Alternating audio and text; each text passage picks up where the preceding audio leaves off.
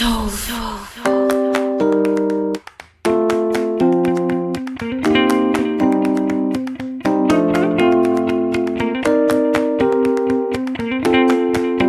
38. Tamu tak diundang. Hana merasa bersyukur karena Revalina sudah kembali ceria. Suasana makan malam pun terasa hangat. Pak suami, apa boleh malam ini aku menginap di rumah mama? Tanya Revalina di tengah makannya. Harus malam ini kah, Ilya? Aku tidak mau mengundang mama papa lewat telepon.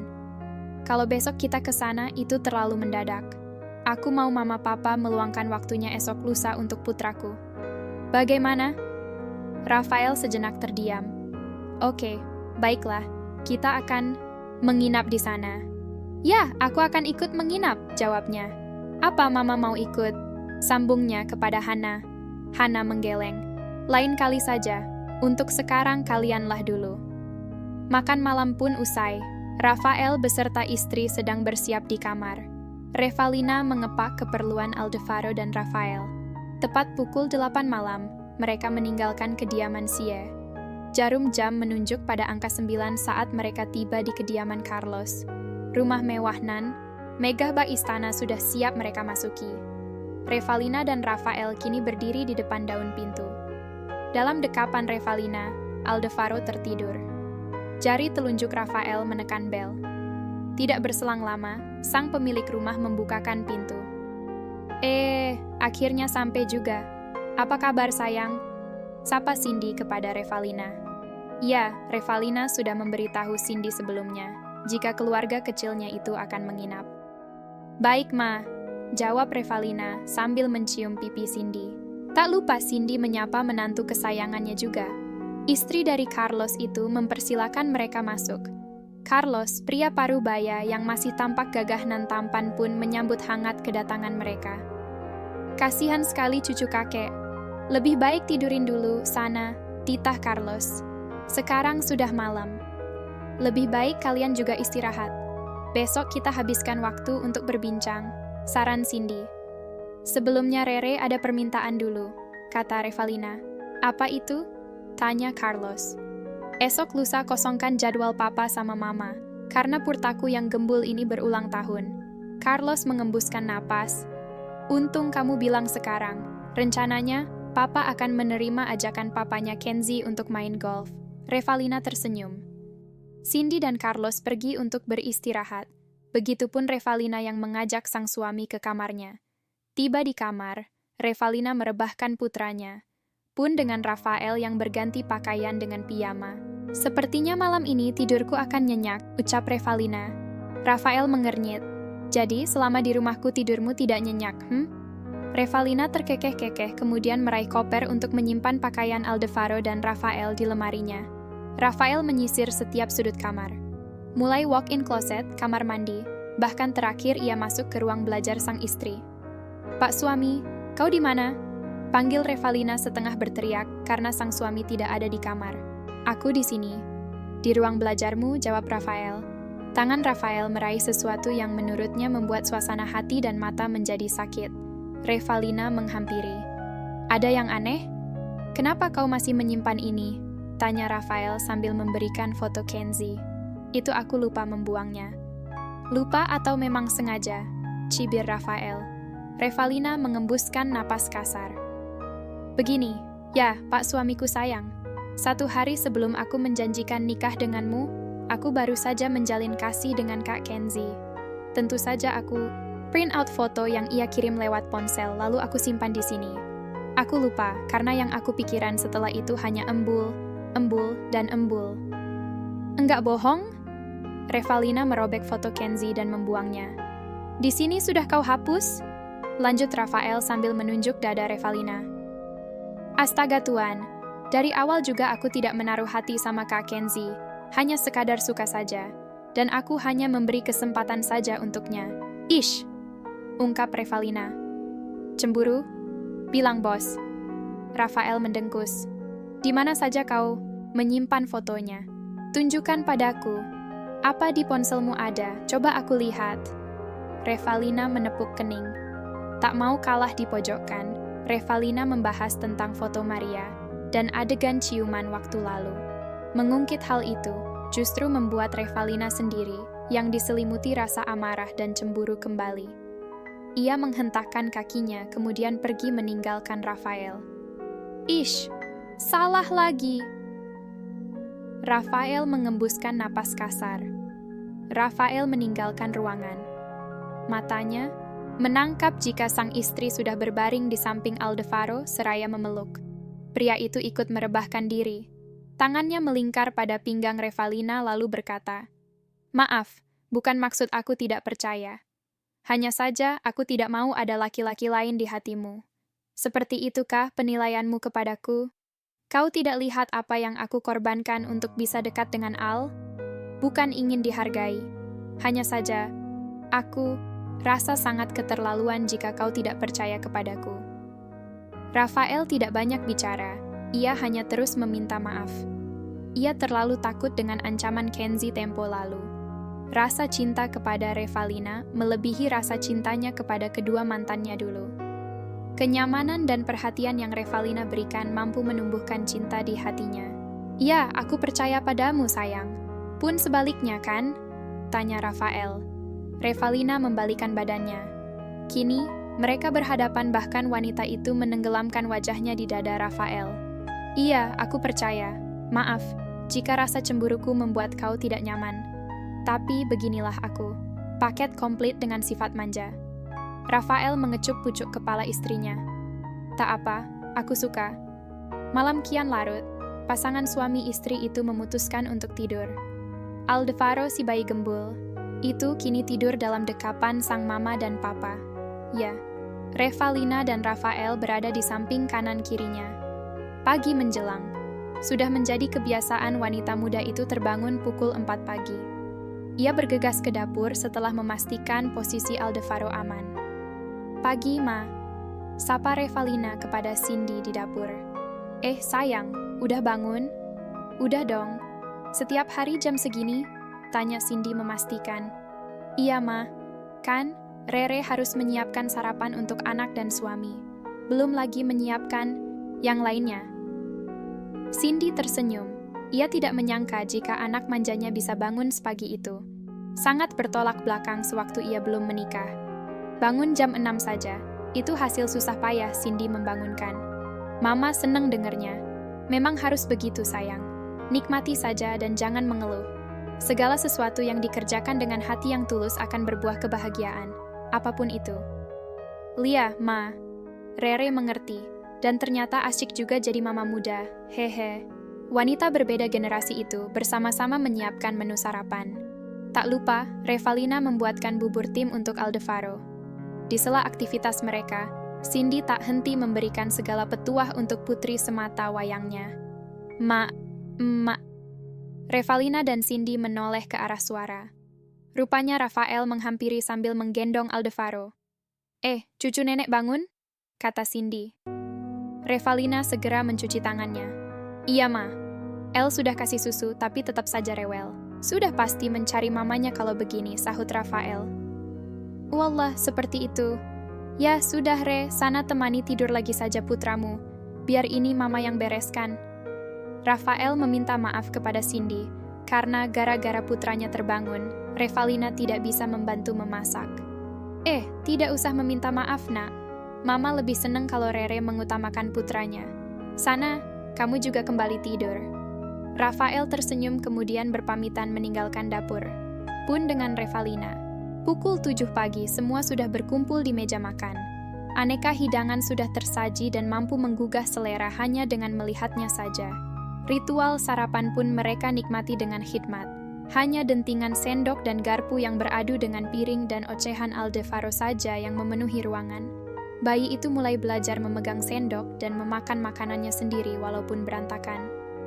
Setelah sarapan selesai, mereka menghabiskan waktu bersama di taman belakang. Di sana mereka terbagi 2 kelompok, di mana Carlos dan Rafael bermain golf, sedangkan Revalina dan Cindy berada di gazebo sambil mengawasi Aldebaran bermain. "Ma, selain undangan besok, sebetulnya ada yang ingin Rere sampaikan." Revalina membuka percakapan. "Apa itu, sayang?" Sejujurnya Rere tidak ingin bekerja di kantor. Rere hanya ingin fokus mengurus Al di rumah. Rere takut, Ma. Sepasang mata Cindy menyipit. Takut kenapa Revalina mengungkapkan segala gundah. Mulai dari ketakutannya akan Cassandra yang mengambil Aldebaran dari tangannya sampai dengan hadirnya kembali Maria. Keduanya menjadi momok. Mengerikan menurut Revalina. Mama juga setuju dengan keputusanmu. Akan tetapi, lebih baik semua ini kita bicarakan dengan papamu. Revalina mengangguk. Iya, Ma, lebih cepat lebih baik. Selangkah demi selangkah Aldebaran menghampiri Revalina. Bayi gembul itu merengek sambil menguap. Revalina berpamitan kepada Cindy untuk pergi menidurkan putranya. Putri tunggal Carlos itu berpesan, jika Cindy harus mengajak papa serta suaminya nanti ke ruang keluarga karena ia akan menidurkan Aldebaran di sana. Waktu terus bergulir mengiringi berakhirnya. Rafael dan Carlos bermain golf. Pria berbeda usia itu tampak akrab. Tiada rasa canggung yang Rafael rasa. Jelas, sosok Carlos seperti pengganti sosok ayah kandung baginya. Segala camilan serta minuman tersaji di meja ruang keluarga.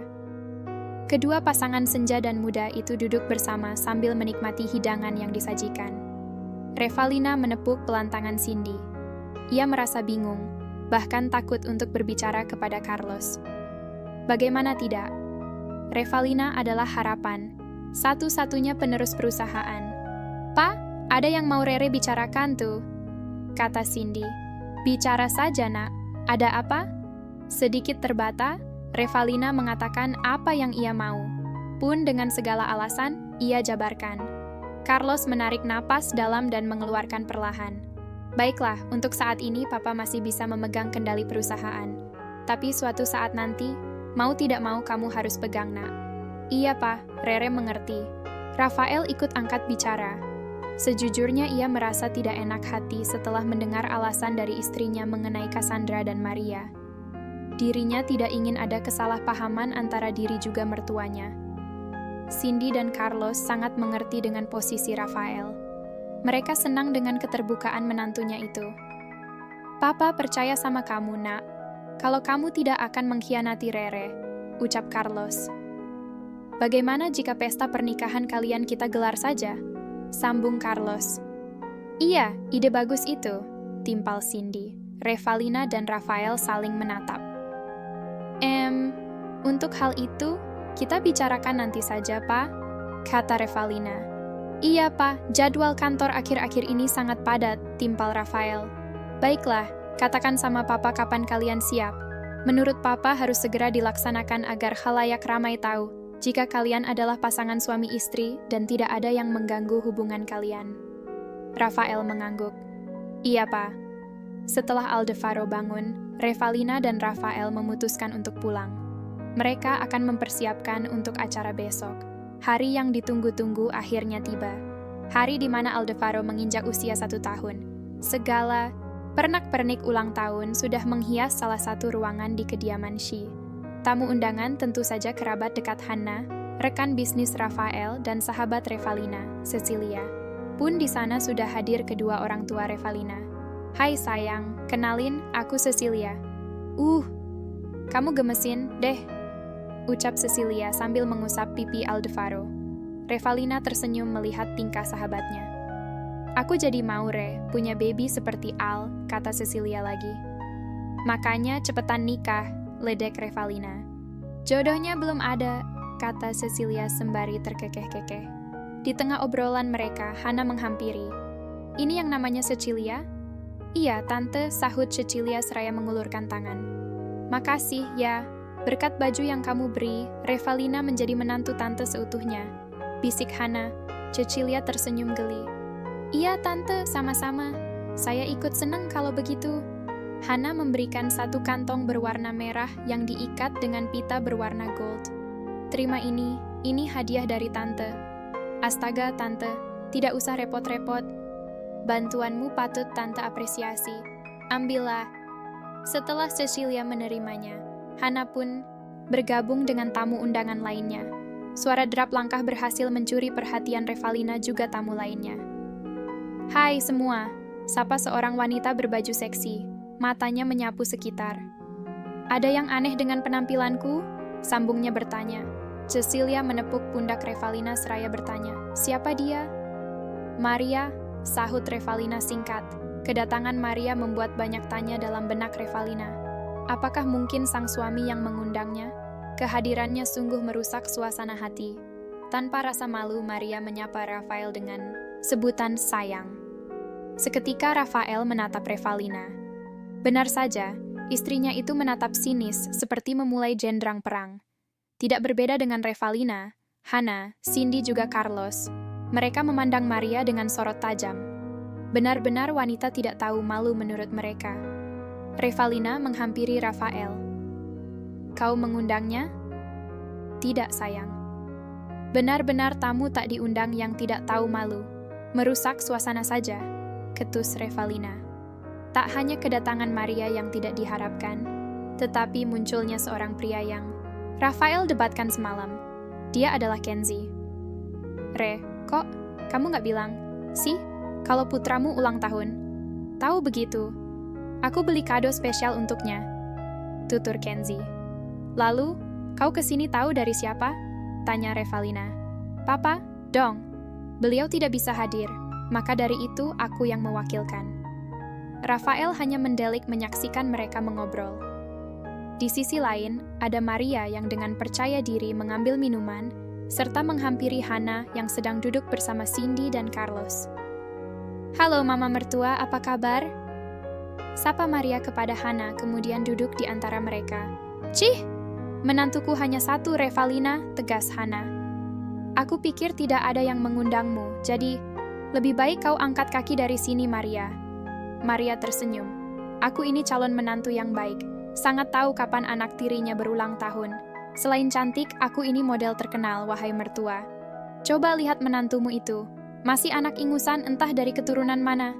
Kau hanya melihat dari rasa kasihan dirinya kepada Aldevaro saja? Buka matamu, mertua. Hana tersenyum sinis. Cindy dan Carlos saling menatap dan melempar senyum.